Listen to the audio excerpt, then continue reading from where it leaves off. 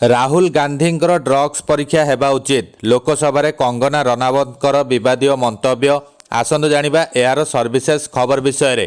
ମଣ୍ଡିର ବିଜେପି ସାଂସଦ ତଥା ଚଳଚ୍ଚିତ୍ର ଅଭିନେତ୍ରୀ କଙ୍ଗନା ରନାୱତ କଂଗ୍ରେସ ନେତା ରାହୁଲ ଗାନ୍ଧୀଙ୍କ ବିଷୟରେ ବିବାଦୀୟ ମନ୍ତବ୍ୟ ଦେଇଛନ୍ତି। କଙ୍ଗନା କହିଛନ୍ତି ରାହୁଲ ଗାନ୍ଧୀ ସର୍ବଦା ନିଶାରେ ରହିବା ଭଳି ଲାଗୁଛନ୍ତି, ତାଙ୍କର ଡ୍ରଗ୍ସ ପରୀକ୍ଷା କରାଯିବା ଉଚିତ। ସେ କହିଛନ୍ତି ରାହୁଲ ଗାନ୍ଧୀ ସବୁବେଳେ ସମ୍ବିଧାନକୁ ଆଘାତ କରୁଛନ୍ତି। ରାହୁଲ ଯେଉଁ ପରିସ୍ଥିତିରେ ସଂସଦରେ ପହଞ୍ଚୁଛନ୍ତି ଏବଂ ଯେଉଁ ପ୍ରକାରର ଯୁକ୍ତି କରୁଛନ୍ତି ତାହା ଦେଖିଲେ ସେ ସର୍ବଦା ନିଶାରେ ରହୁଥିବା ଭଳି ଲାଗୁଛି। କଙ୍ଗନା ପୂର୍ବରୁ ମଧ୍ୟ ରାହୁଲଙ୍କ ଉପରେ ମନ୍ତବ୍ୟ ଦେଇଛନ୍ତି। ଜୁଲାଇ 1ରେ କଙ୍ଗନା ଲୋକସଭାରେ ବିରୋଧୀ ଦଳ ନେତା ରାହୁଲଙ୍କୁ ଟାର୍ଗେଟ କରିଥିଲେ। କଂଗ୍ରେସ ନେତା ତୁରନ୍ତ କିଛି ଥେରାପି ନେବା ଉଚିତ ବୋଲି ସେ ମତ ଦେଇଥିଲେ। ଅଷ୍ଟାଦଶ ଲୋକସଭାର ପ୍ରଥମ ଅଧିବେଶନରେ ରାଷ୍ଟ୍ରପତିଙ୍କ ଭାଷଣ ଉପରେ ଆଲୋଚନା ବେଳେ କଙ୍ଗନା ରନାୱତ ରାହୁଲ ଗାନ୍ଧୀଙ୍କ ଭାଷଣକୁ ଦାୟିତ୍ୱହୀନ ବୋଲି କହିଥିଲେ। ଗତ 2 ଦିନ ଧରି ରାହୁଲ ଗାନ୍ଧୀ ଲୋକସଭାରେ କେନ୍ଦ୍ର ସରକାରଙ୍କୁ କ୍ରମାଗତ ଭାବରେ ଆକ୍ରମଣ କରି ଆସୁଛନ୍ତି।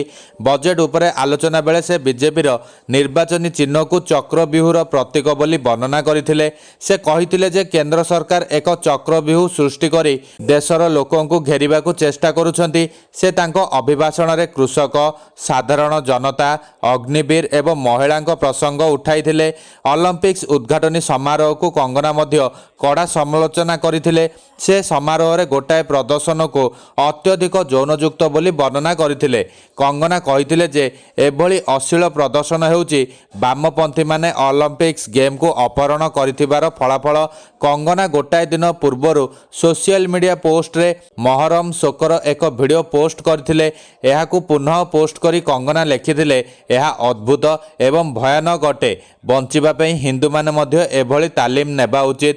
ଏହାକୁ ନେଇ ସୋସିଆଲ ମିଡ଼ିଆରେ କଙ୍ଗନାଙ୍କୁ ଟ୍ରୋଲ କରାଯାଇଥିଲା। ୟୁଜର୍ସମାନେ କଙ୍ଗନାଙ୍କୁ ନେଇ କଠୋର ଏବଂ ତୀକ୍ଷ୍ଣ ମନ୍ତବ୍ୟ ଦେଇଥିଲେ।